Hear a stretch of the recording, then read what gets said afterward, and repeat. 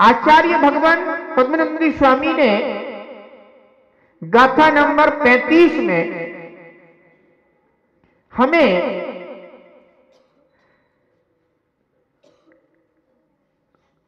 संसार में यह जीव क्यों डूबता है वह कारण बताया है।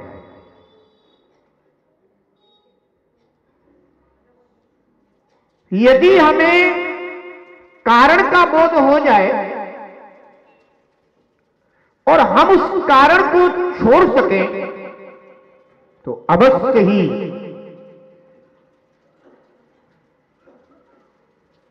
हमारा यह भव सागर में डूबना रुक सकता है, तैरना शुरू हो सकता है।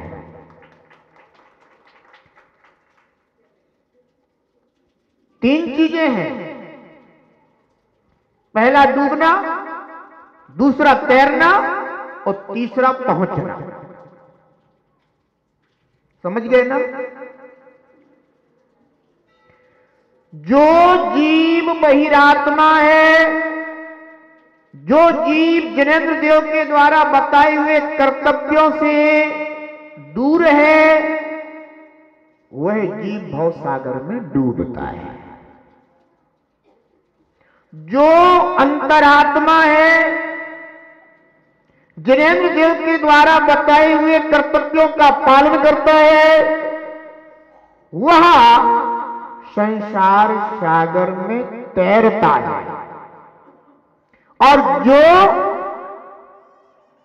अंतरात्म अवस्था को प्राप्त होकर परमात्मा दशा को प्राप्त करता है, वह भवसागर को पार करके मुक्ति महल में पहुंचता है।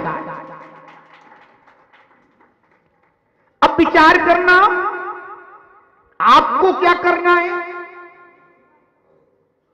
डूबना है कि तैरना है और पार होना है?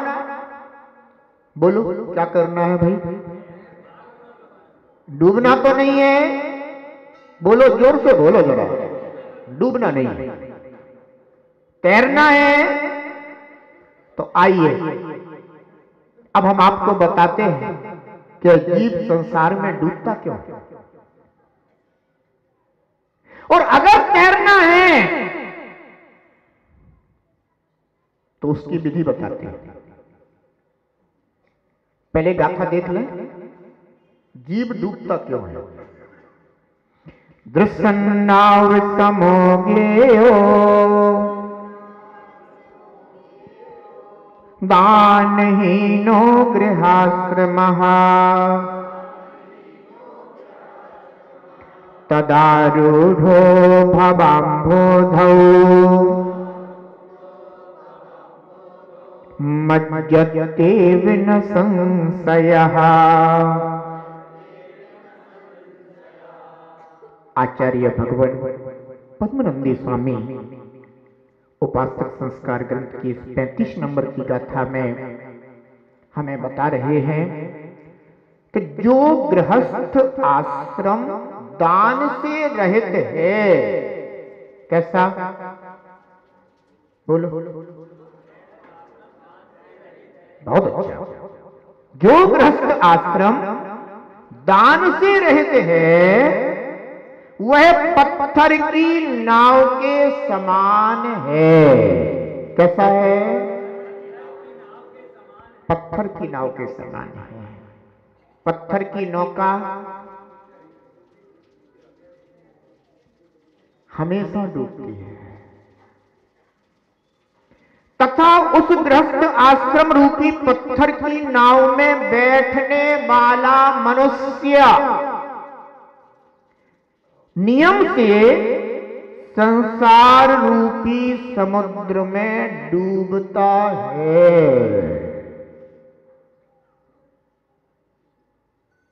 पता चल गया? मेरा आत्मा अनादि से संसार में क्यों डूब रहा है? क्योंकि गृहस्थ आश्रम तो मिला। गृहस्थ आश्रम तो आपको मिलना ही मिलना है।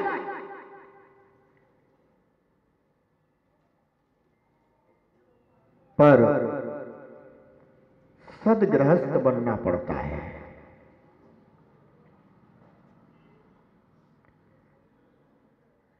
ध्यान रखना, मुनिराज का आहार हो रहा है और एक सूकर, एक नेवला, एक सिंह,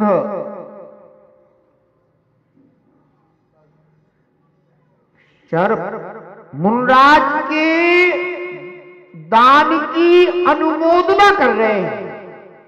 क्या कर रहे हैं?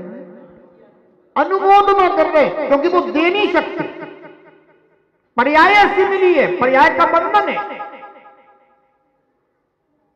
तो वो अनुमोदना कर रहे हैं। अनुमोदना करते हुए वे सदगृहस्थ हैं। कैसे हैं? सदगृहस्थ हैं वो। और एक मनुष्य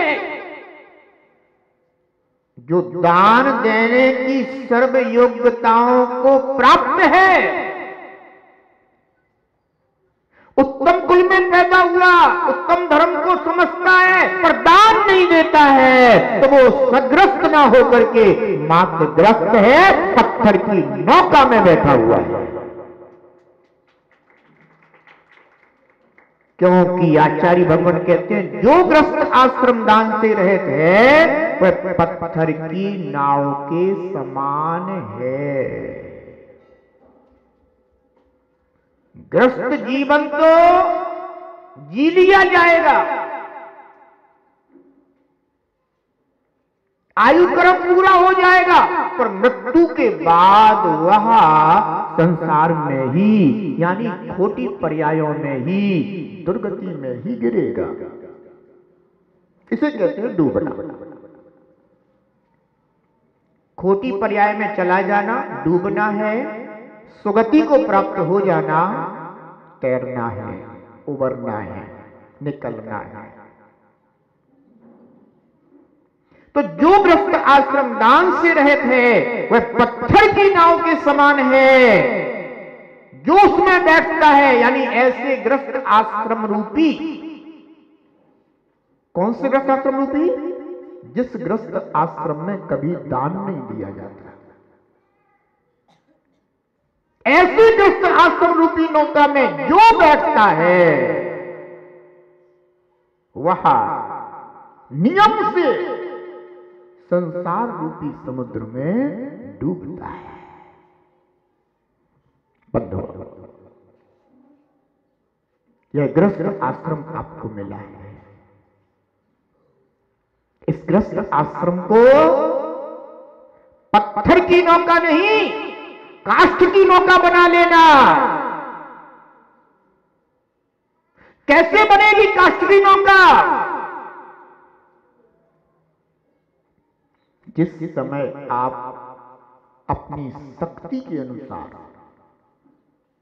4 प्रकार के दान देते हैं, उस क्षण में आपकी यह ग्रस्त आश्रम रूपी नौका काष्ठ की नौका बन जाती है।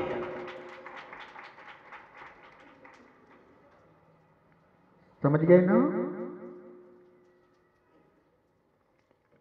आज यहां पर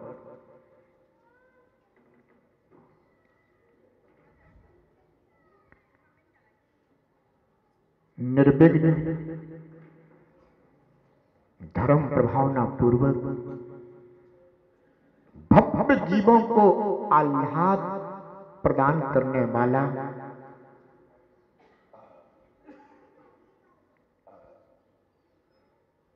चातुर्मास संपन्न होने के बाद मंगल कलश प्राप्ति का कार्य है।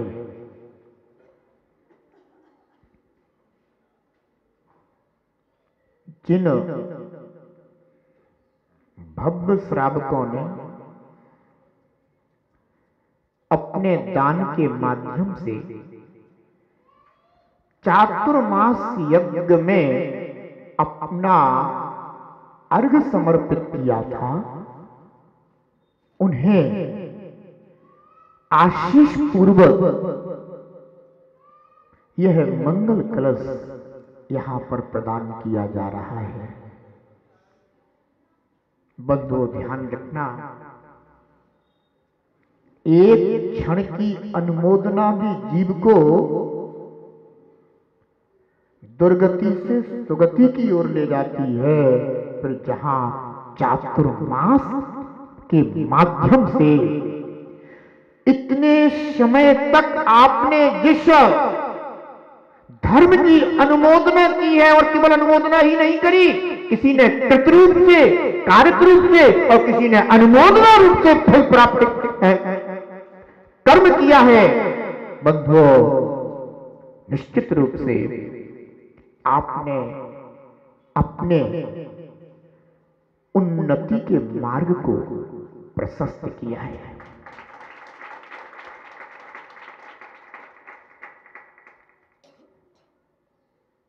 ग्रस्त जीवन तो सभी के लिए मिला है, पर दान देकर के जिन्होंने ग्रस्त आश्रम को पत्थर की नौका से काष्ठ की नौका बनाया है, बंधु, उन सब भव्य जीवों के लिए मेरे शुभाशीष हैं। एक बात ध्यान रखना, इस चातुर्मास में समाज ने भी बहुत आगे बढ़कर के और बहुत उपलब्धि वाले कार्य किए।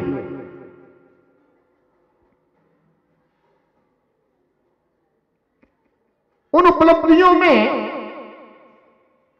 आपने वो स्थायी कार्य किए हैं जो केवल चातुर्मास तक ही सीमित नहीं है, आपके लिए भविष्य के लिए भी प्राप्त हो गई। सोच हमेशा दूरदर्शिता से भरी होनी चाहिए। जब दूरदर्शिता से भरी सोच होती है तो हमारा जो कार्य होता है वह बहुत आगे तक उपलब्धियों से भरा हुआ होता है।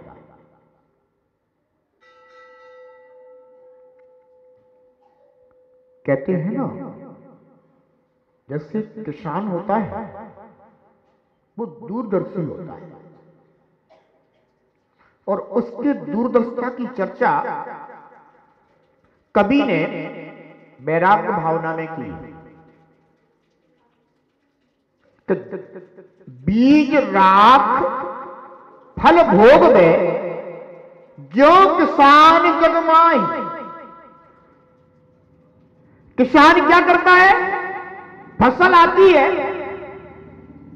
धान आता है, तो सबसे पहले वह अपने बीज को संरक्षित कर देता है, सुरक्षित कर देता है, और फिर जो शेष होता है उसको वह अपने जीवन निर्वाह के लिए, परिवार के लिए भोगने के योग्य रखता है। समाज ने ऐसा ही कार्य इस चातुर्मास में किया है।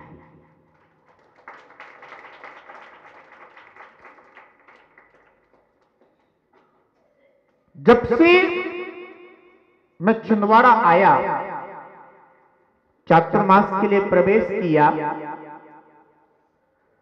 तब से मैं एक ही बात सुनता रहता था कि कोई भी चीज आ रही है ना तो बिल्कुल नई आ रही है, पुराने का कोई काम नहीं।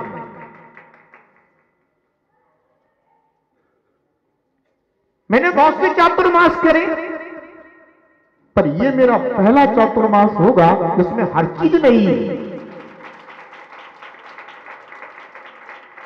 और वो नई चीज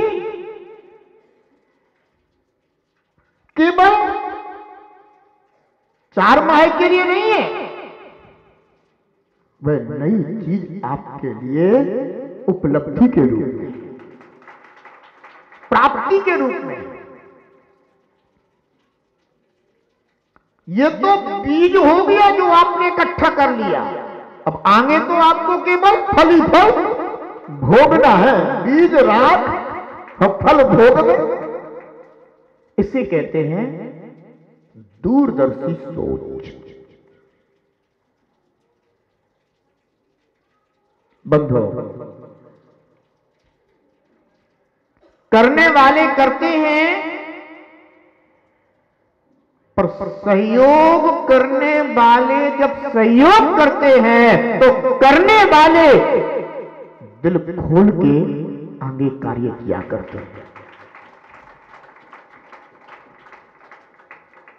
समाज ने सहयोग किया, सहयोग दिया, और भावना ऐसी रखी कि नहीं, चातुर्मास में भव्यता से संपन्न होना चाहिए और साथ साथ समाज के लिए भी उपलब्धि होना चाहिए।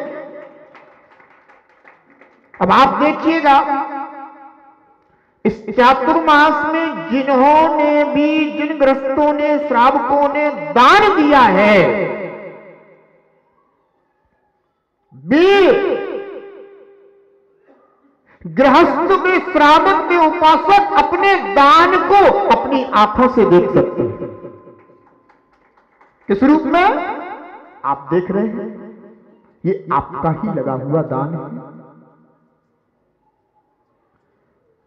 एक तो दान वो होता है कि खाया खोया, और एक दान वो होता है कि जो प्राप्त हुआ तो उपलब्धि के रूप में आपको दिखाई दे रहा है। कहने का तात्पर्य है कि समाज के द्वारा दिए हुए दान का उपयोग स्थायी कार्यों के लिए किया जा रहा है। अरे कई बार तो भैया ऐसा होता है कि इधर दान जाता है, उधर पता नहीं चलता कहां चला गया।